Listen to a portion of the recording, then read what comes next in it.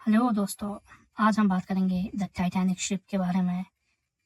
ये बात है 10 अप्रैल 1912 की। आरएमएस टाइटैनिक दुनिया का सबसे बड़ा और सबसे खूबसूरत जहाज।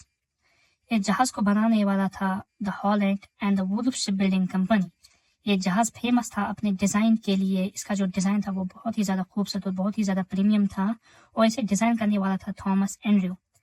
इस जहाज को बनाने वालों ने ये तक कहा था कि ये वो जहाज है जो कभी डूब नहीं सकता है, लेकिन किस्मत का, डेस्टिनी का कुछ और ही कहना था। अक्सर लोगों ने मूवी देखी होगी द टाइटैनिक, जिसमें हमें कैरेक्टर्स दिखाए गए द जैक एंड रोज।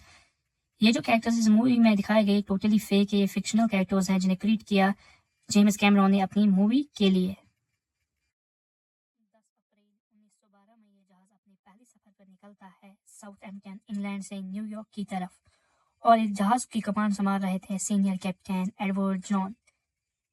एक जहाज को 2 दिन ही हो गए थे सफर करते हुए जब इसे डिस्ट्रेस सिग्नल मिल रहे थे कि जिस अटलांटिक ओशन में ये सफर कर रहे हैं, इस अटलांटिक ओशन में आइसबर्ग्स प्रेजेंट है, जिससे इस जहाज को खतरा है। लेकिन ये जहाज जो था, इसका डिज़ाइन जो था वो बहुत ही ज़्यादा प्रीमियम था, बहुत ही ज़्यादा मजबूत माना गया था इस जहाज को। ये सिग्नल मिलने के बाद भी ये जहाज अपनी डायरेक्शन 2 बार चेंज करता है, मगर अपनी स्पीड कम नहीं करता।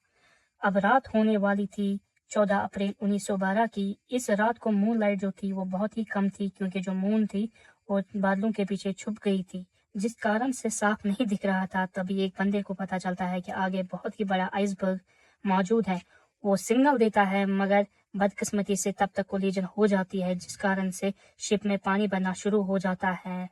पहले पहले लगा सभी लोगों को इस शिप को कभी कुछ नहीं हो सकता है, ये शिप कभी डूब नहीं सकता है, क्योंकि इसको बनाने वालों ने बोला था ये वो शिप है जो कभी डूब नहीं सकती है।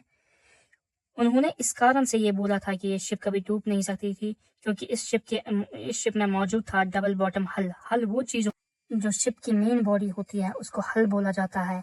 जब शिप में बहुत ज़्यादा पानी भर गया तो सिग्नल्स भेजे गए कि हेल्प के लिए, सिग्नल्स भेजे गए कि कोई पास में अगर कोई शिप हो तो वो मदद करने के लिए आ जाए। किस्मत से एक शिप पास में थी जिसका नाम था कारपेथिया शिप। वो इनसे 100 किलोमीटर की दूरी पे था। लेकिन अगर वो अपनी टॉप स्पीड पे भी इनकी तरफ आ जाती, तब भी इस शिप को लगते 3 घंटे इन तक पहुंचने में।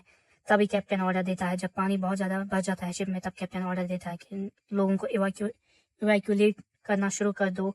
लेकिन यहाँ पे प्रेफरेंस दी गई, पहले बच्चों और औरतों को निकालना शुरू कर दो लाइव बोट्स में, क्योंकि लाइव बोट्स की कमी थी यहाँ पे। 20 लाइव बोट्स टोटल में प्रेजेंट थी इस शिप के अंदर, क्योंकि इतनी लाइव बोट इसलिए प्रेजेंट थी क्योंकि इसे बोलने वालों ने बोला था कि कभी डूब नहीं सकती ये शिप। जब शिप के अंदर बहुत ज़्यादा पानी भर जाता है तो कैप्टन ऑर्डर देता है शिप में जितने भी लोग प्रेजेंट हैं उनको निकालना शुरू कर दो। लेकिन यहाँ पे लाइव बोट्स की जो यहाँ पे नंबर्स थे, लाइव बोट्स वो बहुत ज़्यादा कम थे, लोग बहुत ज़्यादा थे, तो यहाँ पे प्रेफरेंस दी गई, पहले औरतों और बच्चों को निकालना शुरू कर दो लाइव बोट्स में। जिस कारण से यहाँ पे लड़ाई हुई लाइव बोट्स के लिए, क्योंकि शिप डूबने वाली थी। तो टाइम था 2 बजे 20 मिनट का, जब ये शिप 2 टुकड़ों में टूट गया। 3 घंटे भी नहीं लगे इस जहाज को डूबने में। जो बचे हुए लोग शिप में थे वो या तो डूब गए या तो ठंड की वजह से मर गए। इसी के साथ ये कहानी खत्म होती है। तो मिलते हैं हम नेक्स्ट वीडियो में, तब तक टेक केयर।